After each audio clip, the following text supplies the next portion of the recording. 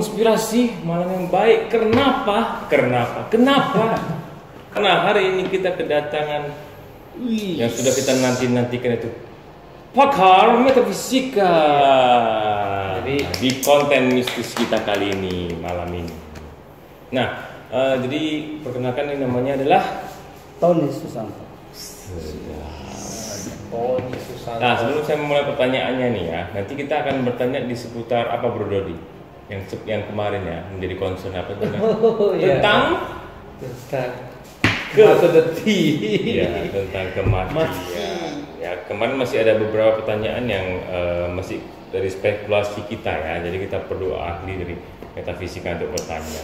Nah, sebelum kita memulai dari topik itu, saya ingin bertanya sedikit dulu, yaitu sudah berapa lama kamu mendalami atau menjadi praktisi metafisika, Bro Tony?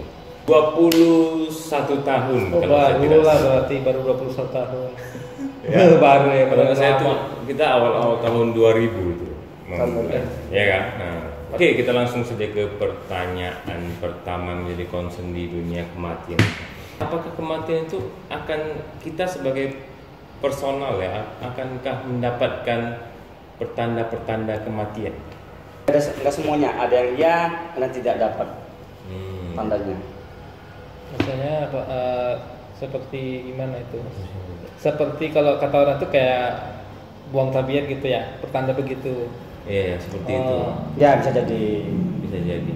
Halusinasi psikomotoris itu bisa menjadi pertanda kematian. Contoh mereka akan melihat sudah dijemput.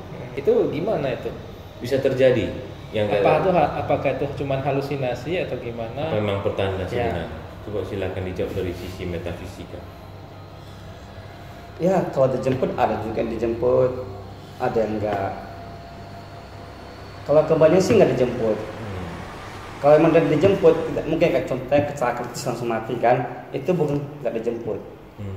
Emang udah naas hari-hari udah dipanggil. Kalau yang itu berarti tidak akan mendapatkan pertanda ya, sebab dia belum mendapatkan halusinasi pra-rigor mortis. Ya. Nah, tapi kalau berarti memungkinkan juga dong kalau mendapatkan pertanda tidak melalui pra-rigor mortis, yaitu misalnya pertanda melalui mimpi sebelumnya atau pertanda-pertanda lainnya. Itu bisa. Bisa ya. Kalau di kasus kamu nih sebagai pakar metafisika, kamu pernah mendengar cerita tentang apa nih yang soal pertanda-pertanda kematian, Bro Tony? Kalau pertanda kematian ya biasanya sifat orang tuh akan berubah. Contohnya, sekian lama nggak ketemu, pas ketemu, nah, refleksinya dia agak berbeda. Tiba-tiba jadi baik banget. Biasanya nggak baik, tiba jadi baik banget. Kasih ini, kasih itu. Saya pernah dengar satu story nih dari kamu kemarin yang tentang pamannya atau apa ya? Coba boleh dibagikan ke pemirsa. Nah, oke. Dari paman saya ya kejadiannya pagi, dia biasanya nggak pernah ke warung kopi, warung makan tuh lah. Warung dekat rumah? Dekat rumah. Nah, pagi-pagi jam 8, jam 9 itu dia ke warung. Warung itu dia makan, itu semua warga di sini pas lagi makan di situ. Dibayarin semuanya. Oke. Habis dibayarin, nah warga sana bingung. Dulu dia nggak gitu baik. Kalau paman saya yang nggak gitu baik, nggak pernah bergaul dengan warga sana. Tumben ya gitu ya. Nah, tumben pagi-pagi. Nah, habis kejadian itu dia pulang ke rumah. Kalau nggak salah jam 11:30 apa jam kurang itulah. Dia lagi duduk sama abangnya nonton bulu tangkis itu. Nah, tiba-tiba bapak saya. Oh, bapak. Nah, itu habis makan ya, kalau saya mau ambil nasi, manggil dia, udah nggak bangun lagi, duduk di kursi. Nah, itu berarti kejadian dia udah tahu dia udah mau dipanggil. Cuma sebisa mungkin dia agak setengah sadar beberapa kebaikan duluan sebelum dia dipanggil. Ya. Berarti kalau selain berbuat kebaikan dulu sebelum meninggal, ya, menurut kamu tuh Bro Dodi apa itu? Bisa disebut juga apa tuh? Apakah dia hanya ingin memberikan sisa-sisa yang dia punya, misalnya sisa-sisa uang kepada orang-orang yang membutuhkan, atau hanya sekedar gimana? Kalau menurut kamu? Ya gimana ya kalau soal itu ya, susah dijelaskan juga. Bisa jadi iya, bisa jadi pada saat itu memang tiba-tiba dia ada niat aja, ada keinginan, nah lah Ya, hari ini aku lagi nih Oke. pengen, nah gitu. Oke, kita lebih apa? Jadi menurut Bro Tony ini, pamanmu tuh sudah melihat pertanda-pertanda nggak sebelum dia melakukan kebaikan itu menurut Bro? Nah, komunitas pribadi itu manusia itu yang nggak ada tanda-tanda dipanggil tuh dia nggak akan sadar. Dia mungkin mendapatkan, tapi dia belum tentu sadar bahwa itu akan menyebabkan hari terakhirnya. Iya. Ya bisa masuk akal sih. Kalau dia bisa sadar, ya dia bisa aja menghindar dari kematiannya. Iya juga. Pasti perasaan nggak enak juga dong kalau udah tahu ya kan. Tapi ada ceritanya, ada beberapa cerita yang biasa sering terjadi itu ketika yang sakit ya. Kalau yang sakit kayak sakit yang cukup lama atau mengalami masa kritis, dia kadang-kadang melihat dijemput dan dia sudah tahu meninggal, nanti dia akan mengumpulkan memberikan pesan-pesan terakhir ya, itu sering terjadi juga di story. Ya itu benar. Itu sering terjadi. Dia di mana ceritanya? Karena di situ halusinasi si korban kan tidak Pasiennya itu ya. pasien tersebut. Karena dia halusinasi, dia udah pasang mau mati, mau dijemput, jadi muncul tuh sosok makhluk yang dijemput. Saya mengerti sih. Jadi kalau dari segi sebenarnya ilmu pengetahuannya kita sebut itu sebenarnya halusinasi. Iya. Jadi kalau dari segi metafisika bisa saja itu benar-benar dijemput oleh makhluk. Bahkan kan ada juga saya pernah dengar memang dia berhalusinasi, tapi kemudian dia sembuh lagi. Ya. Ada juga yang begitu. Ada yang Itu sudah sampai. ya itu sembuhnya berapa lama? Sampai sekarang masih ada orangnya sih. Oh gitu. Berarti kan gimana? Emang halusinasi lah dia ya kan. Emang yang ingin kamu katakan itu sembuh berapa lama itu mau menuju ke mana arahnya? Biasa itu hanya sementara, misalnya dia sadar dia halusinasi kan. Leluhurnya datang gitu ya. Memang benar.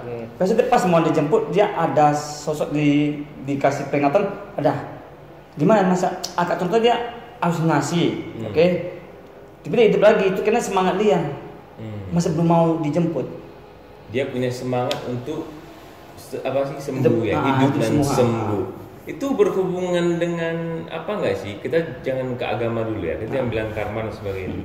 Itu berhubungan dengan pengetahuan nggak atau kesadaran? Misalnya contoh, saya sudah mempunyai pengetahuan tentang metafisika nih. Jadi suatu saat kalau saya dijemput kan kurang lebih saya tahu, ini kayaknya sudah mau meninggal.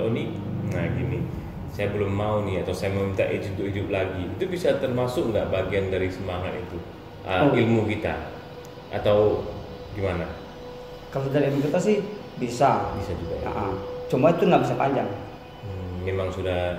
Nah mungkin cuma bisa kira berapa jam atau maksimalnya ya gitu ya. Oke, kalau gini, misalnya kalau ilmu kita tinggi nih ya, ceknya ya kita bilang ya, bisa nggak kita mengusir makhluk yang menjemput kita itu biar kita nggak jadi meninggal kan contohnya? Nggak bisa ya. Banyak meskipun kita berilmu tinggi, ya kita bisa mengusir dia pergi, tapi tetap tanpa dia jemput kita tetap akan meninggal. Meskipun ilmu kita tinggi bisa mengusir mereka, tetap aja kita akan dijemput. Berarti maksud kamu itu kita bisa aja meninggal tanpa dijemput. Misalnya bukan ditarik keluar ya, memang sudah aja kita keluar baru dijemput situ, dan kita sudah ditakdirkan meninggal dan kita nggak bisa masuk lagi seenaknya ke jasad kita. Ya, seperti itu guys. Ini mudah-mudahan sangat memberikan informasi ya pakar metafisika kali ini. Kemarin kita nggak sedetail itu ya. Betul. Berarti intinya tidak perlu ada kan yang dijemput paksa gitu. Dia kalau ilmunya tinggi dia bisa blok dulu. Gitu. Dia menghindar dulu, atau dia mungkin contohnya begini ya, misalnya si A ilmu tinggi, dia mengusir yang dijemput itu buat apa? Mungkin ada sesuatu yang belum disampaikan ke keluarganya, ataupun ada yang ditungguin. Itu orang berilmu tinggi. Jadi nggak bisa semua kata orang ilmu tinggi itu nggak bisa mati atau bisa itu tidak. Terus pun itu akan menjadi sebuah dia lah ya, sesuka hati dia lah. Ibaratnya maksudnya kalau dia merasa tidak ada yang perlu ditunda lagi, dia juga ngapain melakukan. Nah ya benar, dia langsung ikut saja. Ya. Oke. Dari ini yang paling penasaran nih. Ya. Pasti kita semua penasaran itu sebenarnya yang menjemput itu apa? Iya kan? Ya macam-macam. Nah coba. Ada yang dari sebenarnya komunitas itu semua sih jin yang menyamar pertama. Ini dari versi? Ini versi dari keagamaan. Oke. Versi keagamaan itu bisa jin yang menyerupai atau menyamar. Oke. Kalau metafisika itu sosok gaib itu adalah kayak malaikat atau apa yang menyambut nyawa. Sejenis malaikat Itu dia. apapun. Apapun itu. Ada yang dalam versi dari Chinese ya, berarti itu kayak ada yang itu namanya hitam putih. Hitam ya. putih yang lidah ya. panjang gitu ya. Itu dia putih hitam. Ada yang Kepala kuda, kepala ya. kuda, kepala sapi. Maka kalau versi agama itu ada jin, sosok jin yang menyamar. Bisa juga jin mengambil bentuk seperti tadi, bisa juga ya disesuaikan dengan keyakinan Ya. yang kita anut ya. Iya benar. Itu ya. Oke. Tapi ada juga yang sering kita dengar itu dijemput oleh sanak saudara atau orang yang kita kenal. Nah, kakeknya entah siapanya. Nah, itu versi kita lihat dulu. Itu nggak semua leluhur kita. Bisa itu kalau ke Menyamar bisa agamanya, juga, ya. itu semua rata sih dari Sama jin. juga, ya. Nah, sama juga. Ada kemungkinan nggak roh asli datang menjemput selain jin, bukan jin yang menyamar? Atau itu tidak? Oh, itu bisa terjadi. Bisa. Bisa terjadi. Itu bisa. Oh, berarti bisa gini ya kita bilang Bro Dodi ya. Berarti mereka bisa bilang sengaja menyamar biar mempermudah dan bisa mengajak kita, udah yuk. Udah yuk. Oke. Ya, sudah mengasut. mungkin. Ya, benar, mengasut. Jadi nggak Nggak. melawan, nggak apa. Berarti nggak gitu ya. mungkin entah jin atau apa yang ada di sekitar sana ya, gitu ya. Sekeliling. Cukup Ya. dalam juga. Berarti makhluk itu ada di sekitar kita. Benar. Kan? Kita hidup berdampingan benar. Maka tiba kata orang kan ada tiba-tiba kecelakaan naas, nah dari situ Nggak. kita hidup bukan dunia kita doang, ada dunia gaib juga dari berdampingan kita. Oke. Baiklah, kalau kita tidak akan membahas tentang yang kecelakaan dulu ya. Ya. Berarti kalau kita sudah dijemput nih atau meninggal nih, apa? Kita mau kemana nih? Kita kemana biasanya? Kemarin kita iya, sudah betul. pernah nelpon bro Tony sih sebenarnya kan, tapi biar diterangkan langsung. Kalau kita sudah meninggal, kita biasanya versi metafisika kita akan di mana? Nah, kalau metafisika itu kita nggak langsung ke mata, kita contohnya hari ini dia mati, arwah pasti di sekeliling di situ. Bukan langsung pergi, bukan langsung dia pergi, dijemput, tidak. Di sekeliling tempat daerah dia meninggal itu lah. Berarti, Oke. berarti begini, kan tadi yang kata dia berhalusinasi seperti ada yang mau menjemput, mungkin itu adalah jin yang menyamar ya kan. Akhirnya dia meninggal. Berarti arwahnya itu di sekitar sana. Berarti yang tadinya menjemput itu juga entah udah kemana Nah, gitu. oke gini, ada dua. Yang dijemput sama yang nggak dijemput. Kalau dia nggak dijemput, dia kan keluar dari tubuhnya tuh, dia awalnya tetap di sekeliling tubuh dia. Nah, ya. kalau yang dijemput itu bisa langsung dia pergi, nggak di sekeliling tempat dia. Oh, ya. Mungkin ada pun kalau dijemput ya, mungkin dia cuma lihat tubuhnya doang, atau keluarga cuma beberapa jam doang, habis itu ditarik, dijemput. Oh, berarti memang yang menjemput dan menghasut itu memang membawa dia pergi gitu. Ya. Jika begini, berarti kalau kita kan di adat kita nih yang Chinese ini ya, Tionghoa ini kan kita ada istilah 7 hari dia pulang kembali ke rumah. Bisa begini nggak? Apa selalu pulang ke rumah meskipun dia sudah dijemput, atau yang belum dijemput saja yang bisa kembali ke rumah? Sebab kan kadang-kadang kita tidak merasa dia kembali, tapi kadang-kadang ada yang kembali. Dan Gimana coba? Dan harinya itu selalu kenapa 7 Nah, gitu. bisa nggak jelaskan koreksi itu? Nah, kalau itu tetap ada pulang, kamu saya pribadi Tetap ada metafisika pulang, ya. oke. Dan 7 hari dia pulang ke rumah. Dan kita sedia makan, nah itu dia akan makan. Itu 7 hari terakhir dia Dunia di dunia ini ini. terikat ya. Makanya pas 7 hari, 8 hari ke-8 itu kita nggak boleh sedia makanan lagi. Supaya apa? Supaya dia sadar kalau dia sudah meninggal. Berarti dia 7 hari ini akan menjalani Sisa hidup, kesadarannya kesadaran tuh, semakin meningkat. Berarti intinya dari hari ke-1, ke-2, ke-3 dan sampai ke hari ke-7 dia sadar. Dia sadar di lokasi itulah, di sekeliling dia makan apa gitu ya. Dia sadar itu dia belum meninggal. Makanya dia nyari makan dan 7 hari itu maka dia pulang ke rumah. Iya. Maka dari hari ke-8 itu kita nggak bisa makan lagi di rumah. Kalau masih disediain makanan, maka awalnya nggak akan bisa makan nasi ataupun pergi. Oh, berarti bukan. Karena dia menyadar dia belum mati gitu. Bukan hari ke-7 dia kembali. Berarti di antara hari ke-1 dan ke-7 dia di sekitar situ. Benar. Tetap bisa memang benar sampai 7 hari. Dia seperti hidup dan melakukan aktivitas yang biasa gitu ya. Dia belum sadar. Tapi setelah 8 hari dia kesadar. Tapi kalau kita juga masih kasih dia makan, masih apa mengujak gimana kan? Nah, dia nggak akan nyadar kalau dia udah mati. Apa mungkin dia ada di dimensi lainnya? Karena kan kalau dia di rumah itu pasti kan dia melihat kerabat apa gitu, anak atau gimana. Ya, Sedangkan kalau dia ngomong sama kita nggak jawab, dia nggak lihat dia. Jadi di tempat dia tuh gimana? gini kayak Situasinya dia tuh gimana Nah. menjalani 7 hari itu? dia tuh kan udah meninggal, dia ada kalau menurut metafisika saya ya, orang meninggal itu nggak bisa langsung ke sini ke situ, nggak bisa, dia langsung ada dunia lagi. Nah menurut metafisika saya, dunia kita manusia di bawah, dunia setan itu di tengah, bawah dunia dewa. Nah, dia menurut metafisika saya tuh orang mati nggak langsung ke surga kemana? Berarti yang di bawah tuh neraka gitu. Ya. Nah di jam tertentu dia mati kan dia langsung di tengah. Nah itu menjadi kehidupan dia, dunia dia. Iya. Jadi kalau kita jam 7 hari, dia masih belum sadar kalau dia mati. Dia pulang ke rumah, lihat saudara seperti dia itu kembali, dia bisa peluk kita yang nggak bisa merasakan. Tapi kalau ada yang insting, punya rasa bisa, dia nggak akan merasakan sesuatu kayak angin, tiba-tiba dipeluk, ada yang bertiup. Nah itulah arwahnya. Nah setelah 7 hari dia akan kemana? Apa langsung bereinkarnasi atau ada transisi tempatnya dulu? Nggak langsung direinkarnasi. Ada Kan 7 hari itu dia ada tempat lagi untuk. Jam 7 hari itulah dia kan dia meninggal 7 hari itu. Dia itu ada kehidupan dia sendiri. Ada dunia lah. Nah dunia dia sendiri. Boleh kita sebut dunia kematian ya? Nah boleh ya. Dia ada dunia kematian itu, dia dunia kematian itu bukan kayak langsung hampir sama ke dunia kita lah nyatanya. Oke. Dia melakukan Kegiatan juga. Oke lah. Kegiatan berarti itu dia tahu nggak dia? Oh, saya ada sadar kalau saya meninggal. Jadi untuk menuju ke dunia itu dia gimana? Apakah Di sidang dulu seperti yang ada penjemputan atau apa gimana dia? Kalau metafisik itu tergantung, ada yang bisa langsung dijemput tanpa hidup di dunia itu ya. Kalau saya lihat pengalaman saya, ada langsung dijemput. Cuma itu kita nggak bisa lihat dia jemput tapi dia arah ke atas.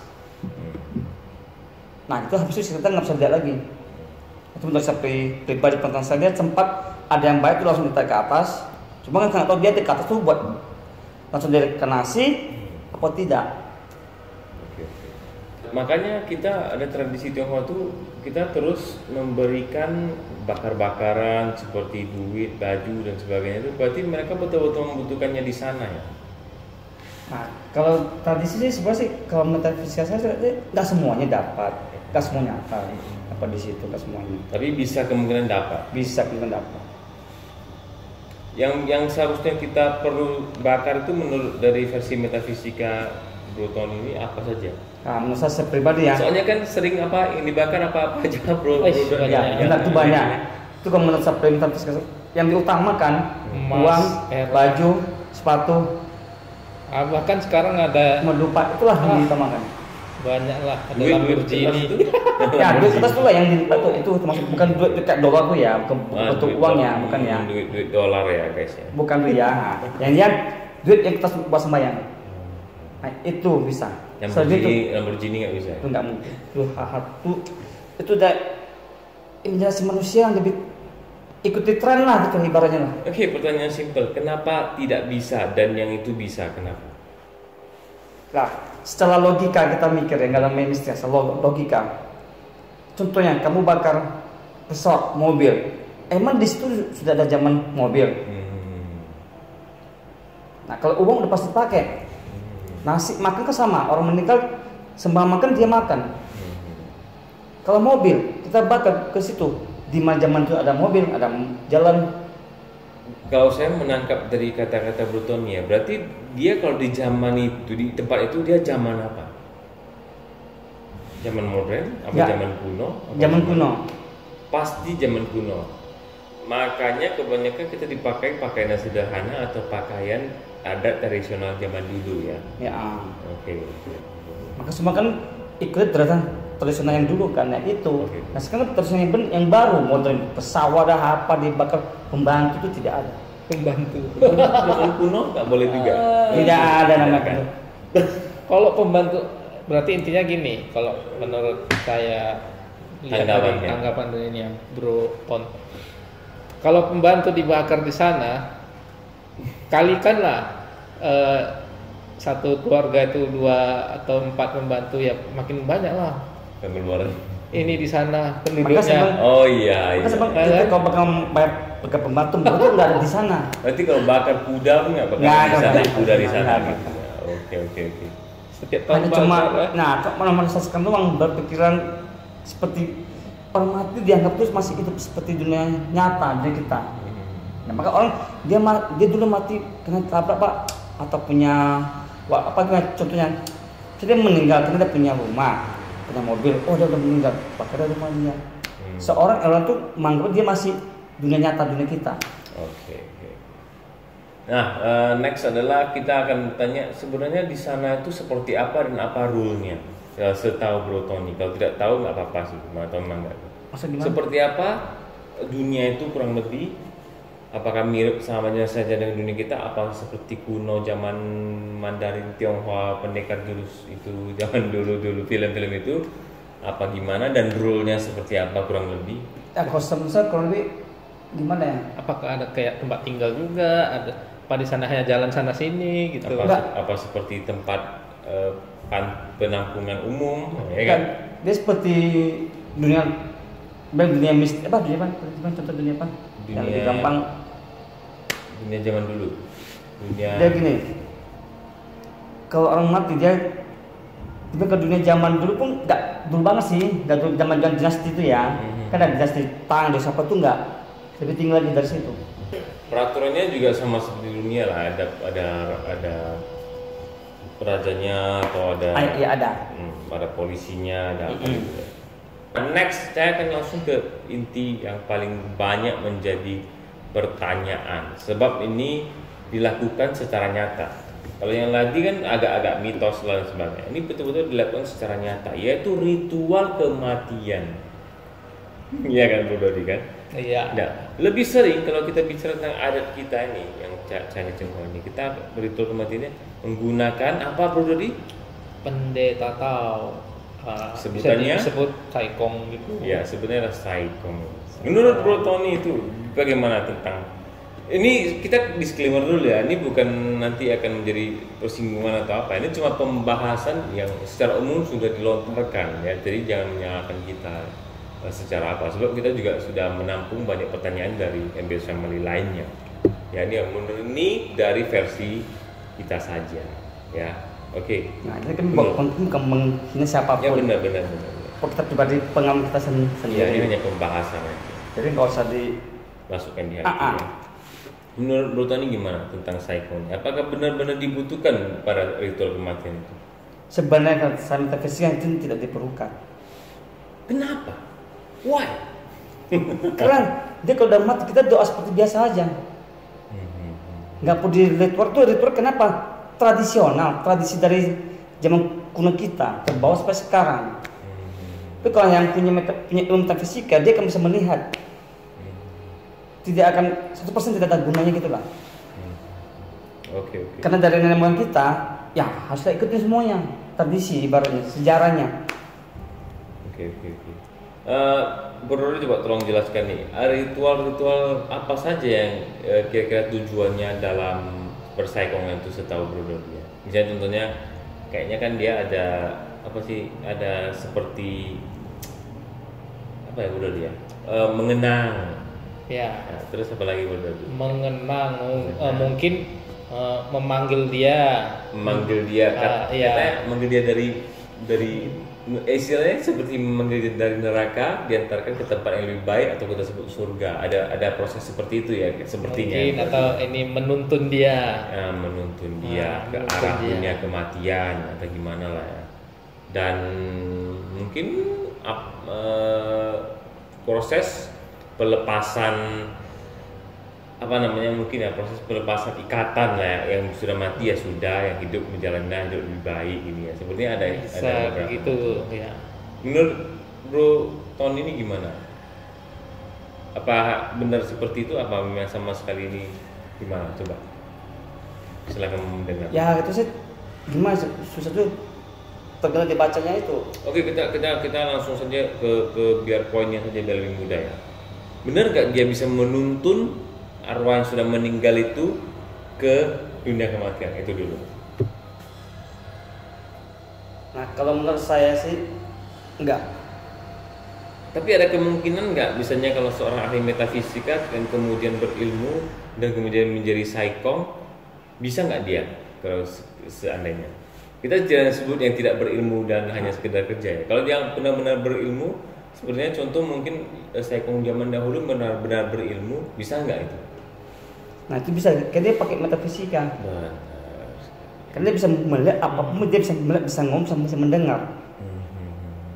Jadi dia baca tuh hanya cuma gimana, bisa tuh membantu. Sebenarnya sih dengan omong dia udah tahu, dia udah lihat metafisika. Oh dia bilang ngomong kerja langsung, Bapak Ibu Anda sudah mendengar, tidak ada lagi di doa ini. Ya ikhlaskan anaknya semua gitulah. Jadi itu kalau itu sih kena udah tradisional, sudah tradisi. Berarti sebenarnya ini hanya sekarang, kalau zaman sekarang ini kita mungkin dia hanya agak mengarah ke tradisi saja ya Bro Dodi juga ya. Iya. Biar mungkin yang ditinggalkan pun lebih tenang. Iya, karena tradisi. Tidak dilakukan apa-apa rasanya kan gimana juga ya. Berarti itu yang dilafalkan itu bisa disebut bacaan mantra atau gimana? Ya bagaimana tuh kayak gimana ya, kayak kitab suci gitulah. Mungkin lebih tepatnya kita sebut tuh hanya benar-benar ritual ya. Nah, itulah. Oke. Ada tanggapan lain nggak Bro Tony tentang persaikongan ini? Ada kejanggalan nggak menurut Bro Tony? Kejanggalan sih ada, kalau saya pribadi ya. Nah, apa saja itu yang bisa kamu katakan? Kejanggalan contoh gini. Kalau emang dia baca kayak baca kayak gitu yang benar ya, itu tidak seharusnya dia tidak boleh ketawa ataupun salah. Sepertinya Anda curhat. Soalnya kalau memang dia bisa itu, dia akan baca yang benar. Siap. Karena itu tuntut kayak gimana, maaf nih ya, kayak agama lain juga ada baca-baca akun juga kan. Nah, itu lebih bagus. Benar sih. Kita nggak mengarang-arang ya, tapi Enggak. kita pernah melihat yang saikong melakukan betul itu bahkan sampai tidak kusuk ya istilahnya. Iya. Dia bahkan sampai tertawa. Saya pernah dengar Bro Dodi pernah cerita satu kejadian, coba boleh diceritakan dulu. Kejadian kalau yang pernah saya lihat di proses dia ini ya membacakan mantra atau gimana, ketika itu tiba-tiba ada handphone berdering. Jadi dia sambil baca sambil mengeluarkan handphone sambil ini lihat. Nah itu yang saya bilang kan, orang yang benar sebenarnya kalau itu baca itu dah semua metafisik itu baru bagus. Kalau dia cuma menghafal kayak contoh gimana? Seperti menghafal lagu ya? Iya, menghafal Gitu lagu. Ya sempat. Pas tuh, benar kayak gitu. Maka tuh nggak ada fungsinya, percuma. Saya sesalkan sebenarnya sih kadang-kadang mereka merasa seperti kita ini kita dibodoh-bodohin gitu. Benar. Mereka melakukannya tidak dengan sungguh-sungguh, tidak khusyuk, dan mereka pikir kita tuh sama sekali nggak merasa komplain. Sebenarnya kita ini kecewa ya, sebenarnya kita ini kecewa dan memperhatikan hal itu. Cuma kadang-kadang mereka pikir sudahlah ya, tahu apa sih mereka? Ya benar, kan kita nggak tahu apa-apa. Ini hanya kayaknya ya. Mudah-mudahan mereka setelah ada mungkin saya kok melihat konten ini yang mengubah mereka bisa merubahnya lebih baik ya. Memang nggak semua saikong ya. Ada yang benar, ada yang baik. Saya aku satu. Ada yang benar. Pas dia baca tuh emang ada auranya. Iya benar sih. Ada. Ada yang benar-benar ada energinya. Iya, ini jangan Ada yang kita energi. lihat sangat tidak meyakinkan. Tidak. Maka sebenarnya nggak semuanya jahat tuh, nggak semua bohong. Sebenarnya Ada yang banyak benar. sih. Enggak. Kayak gimana ya? Kan mungkin dia menganggap kami ini orang Hawa nggak tahu apa-apa. Nah gitu. Dan menurut mereka baca aja lah. Kita kan nggak tahu apa-apa. Tapi kalau ketemunya metafisika, kita bisa lihat yang dia hafal, dia baca itu kan tidak ada nega apa aura itunya loh. Iya. Oke, sebenarnya ada satu hal yang sangat mengganjal ya. Ya ini yang kemarin pernah dibahas dan diangkat oleh Bro Chandra ya. Malam ini dia nggak bisa ikut ya. Bro Dodi tolong wakilkan deh ya tentang ayam hitam itu. Jadi Bro Chandra pernah mengambil tema tentang kurban ayam hitam, gimana Bro? Nah, kemarin Bro Chandra pernah mengatakan entah siapanya yang meninggal, mungkin bibinya atau apa, tante ya. Istilahnya ya. Katanya setelah peti jenazahnya itu dimasukkan ke dalam lubang itu, liang lahat itu, kemudian saikong pendetanya itu menyuruh keluarga semua itu jangan melihat, berbalik badannya. Lalu dilakukanlah ritual Karena kalau menurut pengakuan Bro Chandra, dia kan penasaran kenapa disuruh balik, ya kan? Makin disuruh balik makin penasaran ya. Dia lihat ke belakang, rupanya yang dikerjakan itu, yang dilakukan pendeta itu dia mengkorok ayam hitam lalu dibuang ke lubang kuburan itu seperti tumbal. Nah itu apa itu? Bahkan dia kalau tidak salah dia seperti kayak menciprat-cipratkan darah itu ke mungkin peti-peti ya petinya dulu atau sekitarnya. Jadi ada darahnya dan kemudian ditumbalkanlah ayam hitam itu. Itu menurut Bro Tony itu gimana? Sebab kata Bro Chandra begini, kita persimpel saja. Kata Bro Chandra itu ada istilahnya itu ayam itu akan menjadi apa Bro Dodi kemarin? Entah mungkinkah makanannya apa, penuntun jalan. Nah, ada ya, istilahnya dia mengatakan ini mungkin akan jadi bekal makanannya nanti. Ada juga dia mendapatkan informasi katanya ayam itu akan menjadi penuntun jalannya dan lain-lain sebagainya. Menurut Bro Tony itu gimana kalau soal itu? Menurut Bu? Bukan menuju jalan. Oke, coba boleh katakan. Kalau berani katakan apa? Kalau tidak berani saya wakilkan begini. Kalau saya kemarin bilangnya di konten sebelumnya sudah pernah saya bilang sih. Dan bukan saya saja sih, kami mengatakannya itu terlihat seperti dia ingin memberi makan vampire gitu kalau bagi lu. Ya, karena darah-darahnya ya nah, kan. Bentar, ini ya kita jangan cocok. Ayam hitam kita potong yang semua hitam kan? Iya, makanya sih yang hitam sih. Itu biasanya buat sesajian, buat tumbal, buat ilmu gaib. Jadi maksud kamu? Nah, kalau soal yang seperti saya nggak perlu komen. Karena logika saya mikir, saya pribadi, ayam hitam itu biasa untuk hal-hal gaib. Mistis. Ya, gitu. Bukan untuk pemakaman, nggak ada. Well, mungkin saya bisa mewakilkan kamu. Mungkin menurut kamu yang meninggal itu dilihat oleh saikongnya mungkin kan? Ini hanya mungkin kan? Apa mungkin dia mempunyai ilmu hitam jadi perlu dibersihkan dengan tumbal ayam itu atau gimana? Setahu saya ini nggak pakai ayam hitam semuanya, ayam saja. Malah pakai ayam hitam loh. Dan kalau boleh saya tambahkan juga seingat saya, papa saya juga menggunakan itu. Dan saya enggak merasa normal, ya janggal sih. Kalau yang saya nangkap nih ya, saya nggak dapat informasi, tapi yang saya nangkap tuh dia seperti ini. Di konten sebelumnya juga saya sudah katakan, dia seperti begini nih. Tumbal ayam itu akan dilakukan ketika terjadi kematian yang mungkin disebut tidak wajar, kecelakaan, meninggal di tempat kerja dan sebagainya.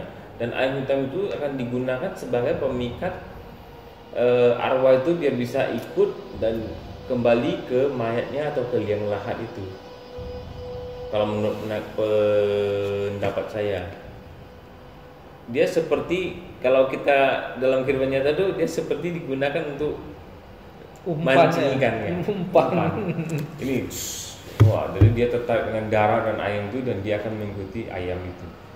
Dan digunakan di tiang itu kayaknya sepertinya atau di mana sih kayak kemarin ada tiang bambu juga seperti itu. Ketika umpan lah, terus ikut naik ke mobil dan biar bisa arwah itu ikut dan kemudian dilempar ke liang lahat dan arwah itu mungkin akan keliling. Tahu tanggapan saya seperti itu. Dan gerak-gerik mereka tuh seperti itu. Ya, ini maaf saya potong. Buat apa arwah kembali ke yang itunya? Ya itu nggak saya tahu. Nah,